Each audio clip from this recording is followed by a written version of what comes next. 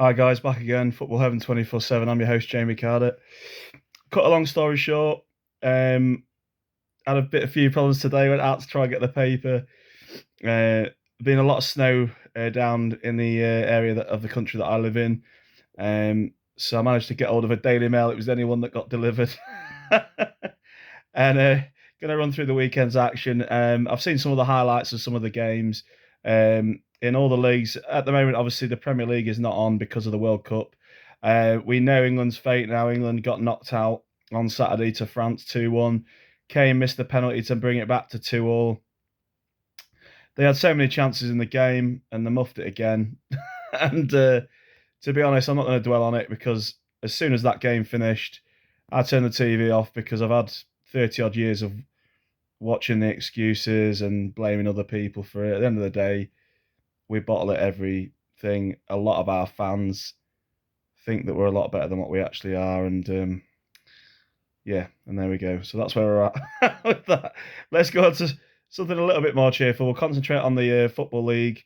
I'm also going to cover the conference because obviously the Premier League, as I say, is not on at that moment. That doesn't start back until I believe the 27th of and 26th of December, just after Christmas Day. So I'm going to go straight into the Championship. And I'm going to go through the Saturday games. Blackburn was up on an early kick-off at home to Preston North End. They lost 4-1. Goals from Woodburn, 2 from Evans and 1 from Whiteman.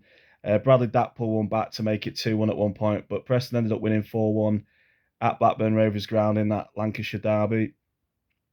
Blackpool drew 0-0 at home with Birmingham City. Middlesbrough continued their great run under Michael Carrick, winning 2-1. Goals from Akpom and Crooks gave them a 2-1 win over Luton, having gone 1 goal down through Luton goal scorer Clark. And then Millwall, they was up against Wigan. Zane Fleming continues his great run. He's scored quite a few goals since moving over to Millwall in the summer. And that was a 1-1 draw between Millwall and Wigan in that game. Reading got back on track, beating Coventry 1-0, which was a good result really for Reading because Coventry had been on a decent run. Rotherham lost 3-1 in an early kick-off as well on Saturday against Bristol City. An own goal from Harding, a goal from Williams and from Pring gave Bristol City a deserved victory in that game. Sheffield United momentarily went top on Saturday after beating Huddersfield Town 1-0, thanks to a goal from Billy Sharp in the first half. A lot of goals at Stoke City, between Stoke City and Cardiff City, that ended up 2-2 in that game. Swansea lost 1-0 at home to a first-minute goal from Timo Pukki for Norwich City. So that was how it all ended on Saturday's games. And then on Sunday, there was 2 games that were played in the Championship. QPR were at home to Burnley. Burnley could go back top of the table above Sheffield United if they won in the game, and they won convincingly. And a goal in the first half from Gudmundsson from a free kick from 25 yards out, and a goal from Matson and Teller made it 3-0 to Burnley away at QPR, which is a really good result for them. QPR continued to falter. They lost Ian Beale, their manager, to Glasgow Rangers, who he was assistant manager with Stephen Gerrard a couple of seasons ago when Rangers won the Scottish SPL title. So that's what happened in that game. Watford then were up against Hull on Sunday in an afternoon kickoff, 3:00. Would have thought Watford would have won that, but they didn't do. In the end, it was a 0-0 draw. So a point for those travelling Hull fans. A long journey to come from Hull down to London for that, but they got themselves a valuable point, which still keeps them just outside the relegation zone. So looking at the table in the Championship, after all those games, Sunderland are playing West Brom tonight. If Sunderland win, they can go just outside the playoffs by a point. If West Brom win, they can go out of the relegation zone by, I believe, 2 points. So West Brom have won their last 3 games under their new coach, Carlos Calderon, who was the coach for Huddersfield Town last season when Huddersfield nearly got into the Premier League but lost 1-0 to my beloved Forest. And they've had a bit of a slide. Huddersfield are actually bottom of the Championship at the moment. In the relegation zone also with them is Blackpool, who had a 0-0 draw against Birmingham, and West Bromwich Albion, who, as I say, are playing tonight against Sunderland. Don't know whether that game will be on. There's been a lot of snow all around the country. I should imagine the northeast will be worse hit than here, but I'd say thanks to undersoil heating and probably they'll have sheets for the pitch and all that, and the game's on Sky Sports, I would say it will go on because it very rarely gets postponed if it's on Sky Sports and it's at that level where it's Championship or Premier League. So yeah, so look forward to that tonight. I'm going to go for my prediction tonight in that game. I'm going to go for West Bromwich Albion to win 2-1 because they're on a bit of a run, as I say, at the moment. They've won the last three. Looking at the table, you'd go for Sunderland to win, but I'll go with West Brom for 2-1. So yeah, that's what the table's looking like. Burnley top by 3 points over Sheffield United in second in the playoffs. Even though Blackburn got absolutely hammered, they still lie third in the table. And then you've got Norwich City, Watford, and Preston also in the playoffs as well. So yeah, it's a tight contest at the moment. Anyone could get into the Premier League. Although having said that, Burnley and Sheffield United are a little bit away from the pack. Sheffield United 5 points clear of Blackburn in third in their second place.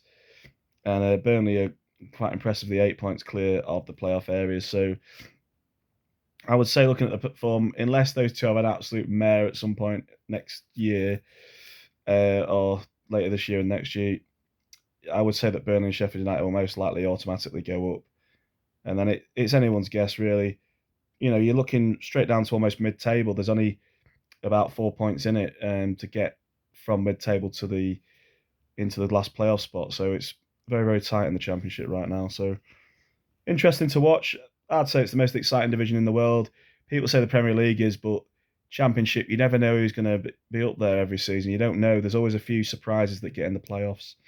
You know, teams that finished near the relegation zone the previous season, that kind of thing. They always seem to get the odd one or two that slip in there. So, but anyway, we'll go into League One and League Two. There was a lot of postponements because of bad weather, mainly snow. Yeah, pretty much snow and just bad conditions in general. A lot of frozen pitches around the country, a lot of frost. Accrington Portsmouth was postponed, but I won't talk about all the games that was postponed because that will go on for flipping ever. I'll just go on for the games that actually were played. Bristol Rovers ended up playing Port Vale. Now, in this game between Bristol Rovers and Port Vale, Bristol Rovers were up against their old manager, Darrell Clarke. Darrell Clarke helped Bristol Rovers get from the conference to League One within 3 seasons. So he was a bit of a legend at Bristol Rovers. Then they had a bit of a not so great patch, and they got rid of him, which I thought was a bit sad, really, because under him in the promotion seasons that Bristol Rovers had, they scored quite a lot of goals. So I'd say he was quite fondly remembered by a lot of the Rovers fans. I thought Port Vale would win because they were on a bit of a good run, but Bristol Rovers had a good win. They won thanks to a goal through Aaron Collins right near the end of the game on the 87th minute. So a good win for them. 8,000 saw that game, 8,264. Burton Albion were playing in a local derby, Midlands derby between themselves and Derby County. Derby County took a lead on 23 minutes, but Burton Albion pulled one back to make that game finish 1-1. Plymouth continue a little bit of a stuttering last few games. Having lost to Port Vale in their previous home game, they drew 0-0 away at Cambridge. It's not too bad a result, but with them slipping up in that game, it allowed Ipswich to go to the top of the table after they had a win at the weekend. So, yeah, so Ipswich Town are at the top. They won 2-1 against Peterborough, 2 goals from Connor Chaplin. That puts Ipswich top of League One. Plymouth remain in second. You've got Sheffield Wednesday in the playoffs, Barnsley, Bolton and Peterborough. Looking at the other games that were played over the weekend, Exeter drew 1-1 with Sheffield Wednesday. Exeter were leading for most of the game. And then Patterson got a goal on the 95th minute of injury time. So a long way to travel from Sheffield down to Exeter. So nice for their fans to get a point on the way back there. So that was good for them. Forest Green, another localish derby in the Gloucestershire region between Forest Green and Cheltenham, a West Country derby. Forest Green came out on top, continued their decent little run of form. They're still in the relegation zone, but they've managed to put a few wins together over the last 4 games, which has given their fans hope of them getting out of that relegation zone. Cheltenham have slid a little bit, but they're still reasonably comfortably away from the playoff, the relegation zone at the moment by 5 points. So, yeah, 1-0 win there for Forest Green. Looking at other games, Lincoln City against Wickham. Lincoln continue their unbeaten run at home. In fact, they're the only team to be unbeaten at home this season in the 4 leagues. I think that's right. Anyway. No, I think in the bottom 3 leagues, they're the only undefeated team at home. They have won 2 and drawn 8. So the 0-0 draw against Wickham continues their unbeaten run. So that's 10 games undefeated at home, which is pretty damn good at the start of the season.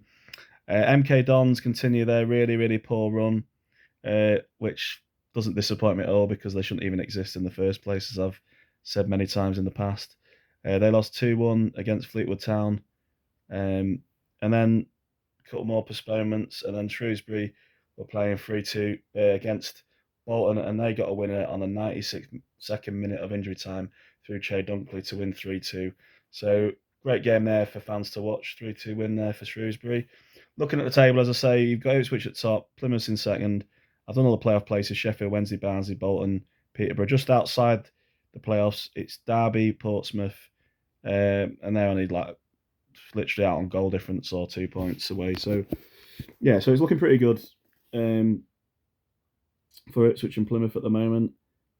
Sheffield Wednesday are on their coattails. I'll say it's a 3-horse race for that league between Ipswich, Plymouth and Sheffield Wednesday at the moment. There's a big gap between third place Sheffield Wednesday and Barnsley of over 9-point gap. So, those 3 teams are definitely pulling away. They've just got better squads, to be fair, let's be honest. Especially Sheffield Wednesday and Ipswich. They're bigger teams than most of the teams in League One. Anyway, going into the League Two, Leyton Orient were playing they were meant to be playing at the weekend against Crewe, but that game got postponed. There wasn't many games that went on actually in League Two even. But Leyton Orient remained top. The one game that was on in League Two at the weekend, it was Grimsby Town against Tranmere Rovers.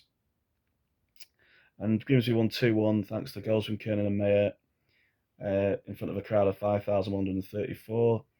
So that helped Grimsby. Grimsby don't go any different in the table. They're still in mid-table after that game. Newport County lost 1-0 at home to Doncaster. Goal from Noel in the second half. Lost 1-0 there. Stevenage drew 0-0 with Mansfield Town. Sutton United beat Colchester United 1-0. And Swindon Town drew with Wimbledon 0-0. So a lot of games got postponed over the weekend.